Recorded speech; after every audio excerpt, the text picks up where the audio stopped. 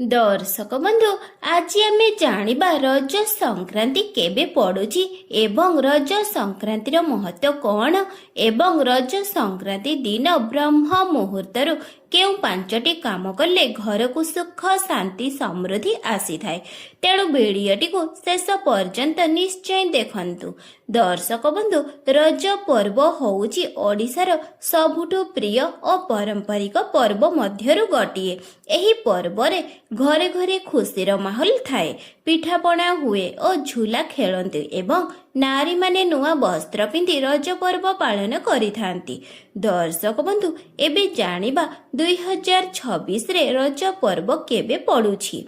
ए वर्षर रज पर्व जून मासरे पड़ुअछि। पहिली रज जून मासर 14 तारिख दिन पड़ुअछि।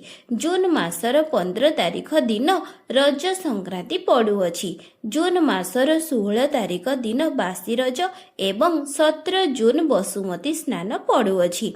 एही 4 दिन ओडिशा रे बहुत धूमधाम रे पालन करा जाय एवं एही समय रे पृथ्वी मां को विश्राम दिया जाय बोली मना जाय। सेथिपाई माटी खदिबा किंबा चाष काम करा जाय नाही। दर्शक बंधु एबे जानिबा रज संक्रांतिर महत्व। रज संक्रांति केवल एक पर्व नुहे, यह प्रकृति पूजार प्रतीक। रज संक्रांति पुरातन परंपरा अनुसार एही समय रे पृथ्वी मां ऋतुमती होई थांती, सेथिपाई तांको विश्राम दिया जाय एवं लोकमाने आरिसा पिठा, मंडा पिठा, पणा, खीरी इत्यादि प्रस्तुत करिथांती और प्रत्येक नारी माने नुआ वस्त्र पिंधि रजपान खाई बहुत खुशी आनंद रे दली खेली थांती। दर्शक बंधु एबे जानिबा ब्रह्म मुहूर्तरु केउ 5टी काम करिबा आवश्यक। प्रथम रे होउची रज संक्रांति दिन ब्रह्म मुहूर्तरु उठंतु। सकाळ 4 किंबा 5 मध्य रे उठिबाकू बहुत शुभ मना जाय।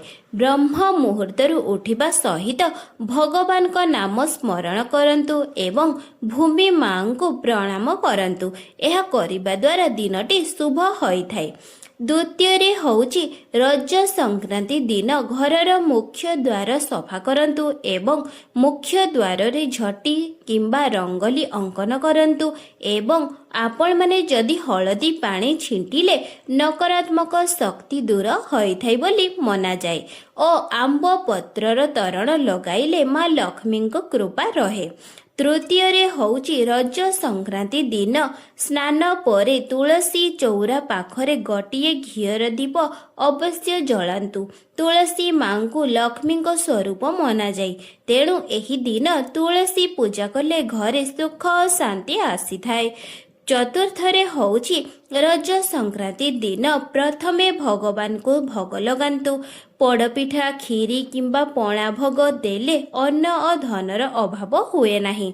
पंचम रे होउची रज संक्रांति दिन घरर बड़ मानक पाद छुई आशीर्वाद नियंतु और जेउ घरे बड़ मानक सम्मान हुए सेटारे सदा सर्वदा सुख शांति रहे बोली मना जाए।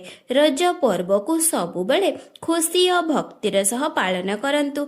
तेबे दर्शक बंधु 2026 मसीह रज पर्व जून 14 रु 17 पर्यंत पालन करा जीवो एवं रज संक्रांति दिन ब्रह्म मुहूर्तरु एही 5टी काम निश्चय करंतु।